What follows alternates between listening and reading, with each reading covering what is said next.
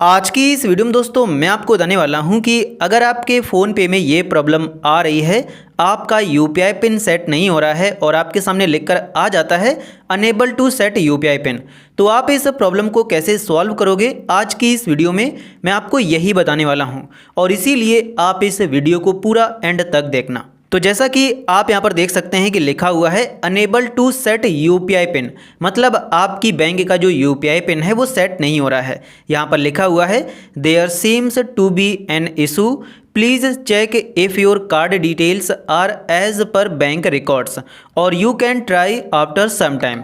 मतलब आप ये चेक करिए कि जो आपने यहाँ पर कार्ड डिटेल्स डाली है वो आपने सही डाली है या नहीं।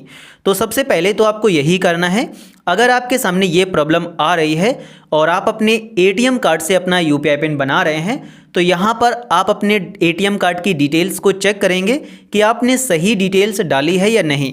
तो यहाँ पर लास्ट 6 डिजिट डालने होते हैं आपको अपने एटीएम कार्ड के, और यहाँ पर आपको एक्सपायरी डेट डालनी होती है। जो एटीएम कार्ड होता है उसमें 16 डिजिट का एक नंबर लिखा होता है, तो उसी के लास्ट के 6 नंबर यहाँ पर डालने होते हैं और उसी नंबर्स के नीचे एक एक्सपायरी डेट लिखी होती है, तो उस एक्सपायरी डेट को आपको यहाँ पर डालना होता है। साथ ही आपको इसमें यह भी चेक करना होता है कि जो आपने यहाँ पर कार्ड की डिटेल्स डाली है वो एक्सपायर तो नहीं हो गया है। तो वो एक्सपायर हो गया है या नहीं ये कैसे आपको पता चलेगा, तो ये आपको एक्सपायरी डेट से पता चलेगा। आप देख सकते हैं कि ये 5वें महीने और सन 2032 में ये कार्ड एक्सपायर होगा। तो ये आपको सबसे पहले चेक करना होता है कि आपने सही कार्ड डिटेल्स डाली है या नहीं, और अगर आपने सही नहीं डाली है तो फिर से आप सही डिटेल्स डालेंगे और यूपीआई पिन सेट करने जाएंगे तो आपका यूपीआई पिन सेट हो जाएगा।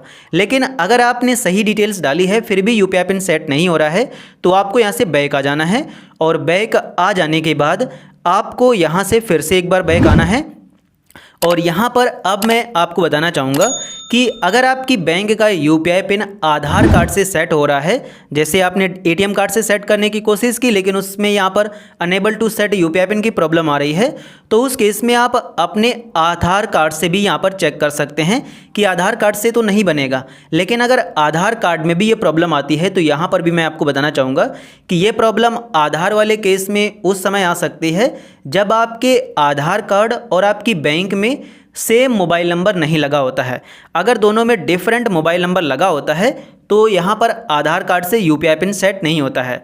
साथ ही यहाँ पर जो आपका आधार कार्ड है वो आपकी बैंक में लिंक भी होना चाहिए, अगर लिंक नहीं होगा तो उस केस में भी यूपीआई पिन सेट नहीं होगा।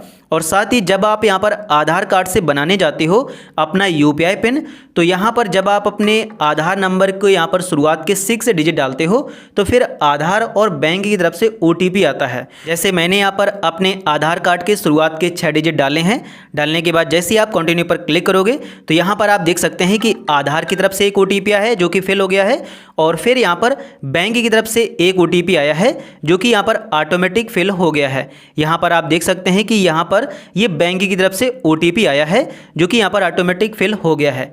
तो ये दोनों ओटीपी आपको बहुत ही अच्छी तरीके से डालना पड़ता है। तो ये आपको यहाँ पर सही प्रोसेस है इसको करने का। लेकिन अगर यहाँ पर इन सभी चीज़ों के बाद भी आपका यूपीआई पिन सेट नहीं होता है तो उस केस में अब आपको क्या करना है कि आपको यहाँ पर बहुत ही अच्छी तरीके से वीडियो को देखना है। तो अब आपको क्या करना है कि सबसे पहले तो आपको इससे अपनी बैंक को हटाना है। आप अपनी प्रोफाइल पर क्लिक करेंगे, मैनेज पेमेंट्स पर क्लिक करेंगे, उसके बाद आप नीचे आकर यूपीआई बैंक अकाउंट्स पर क्लिक करेंगे, अपनी बैंक पर क्लिक करेंगे, उसके बाद अगेन आप नीचे आएंगे और यहाँ पर आप अनलिंक बैंक अकाउंट पर क्लिक करके आप अपनी बैंक को यहाँ से हटा देंगे। और इसके बाद अब आपको क्या करना है कि आपको अपने मोबाइल से अपना फ़ोन पे ही डिलीट कर देना है। लॉन्ग प्रेस करेंगे आप उस पर 2 सेकंड तक, फिर अनइंस्टॉल का बटन आ जाएगा, आप अनइंस्टॉल पर क्लिक करेंगे, उसके बाद ओके पर आप क्लिक करेंगे और आपके मोबाइल फ़ोन से आपका फ़ोन पे हट जाएगा, मतलब डिलीट हो जाएगा।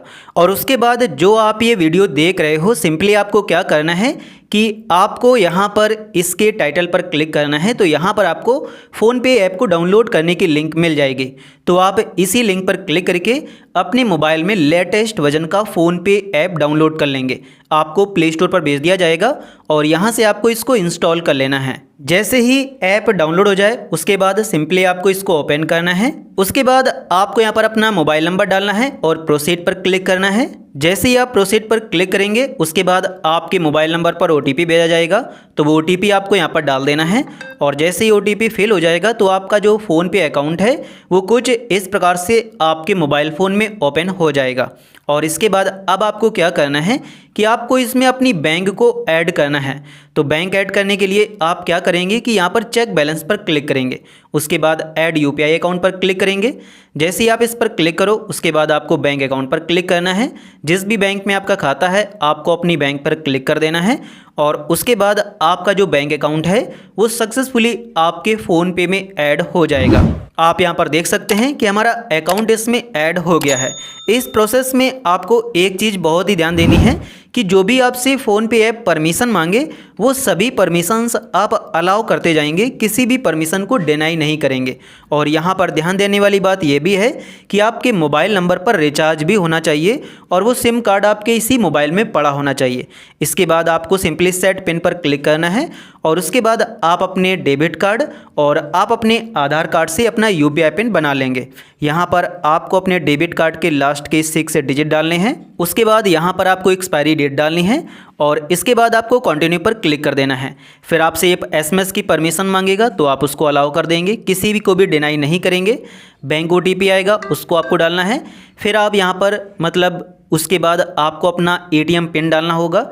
मतलब क्या है कि जब आप कुछ बैंकों में क्या होता है कि जब आप UPI पिन सेट करने जाते हो तो आपसे आपका ATM कार्ड का पिन मांगा जाता है, तो वो कुछ बैंकों में आपको डालना पड़ता है, तो उनमें आपको डालना ही पड़ेगा। ATM पिन डालने के बाद आप सही के बटन पर क्लिक करेंगे और आपके सामने UPI पिन सेट करने का ऑप्शन आ जाएगा।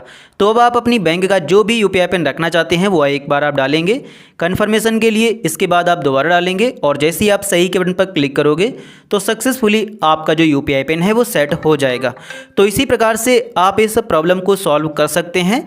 लेकिन यहाँ पर यह भी हो सकता है कभी कभी क्या होता है कि बैंक में सर्वर डाउन होता है, तो अगर यहाँ पर टाइम दे रहा है कि आप यहाँ पर 48 आवर के बाद ट्राई करना, तो अगर इस केस में इतना सारा करने के बाद भी अगर आपकी ये प्रॉब्लम सॉल्व नहीं होती है तो आप उतने टाइम का वेट कर लीजिए और फिर आपका जो UPI पिन है वो ऑटोमेटिक सेट हो जाएगा, कोई भी प्रॉब्लम नहीं आएगी। क्योंकि क्या होता है कि कभी कभी बैंक का सर्वर डाउन हो जाता है। तो अगर आपको ये वीडियो पसंद आया हो तो वीडियो को लाइक ज़रूर कर देना। साथ ही अगर आपके मन में कोई क्वेश्चन हो तो आप उसे हमसे कमेंट सेक्शन में पूछ सकते हैं।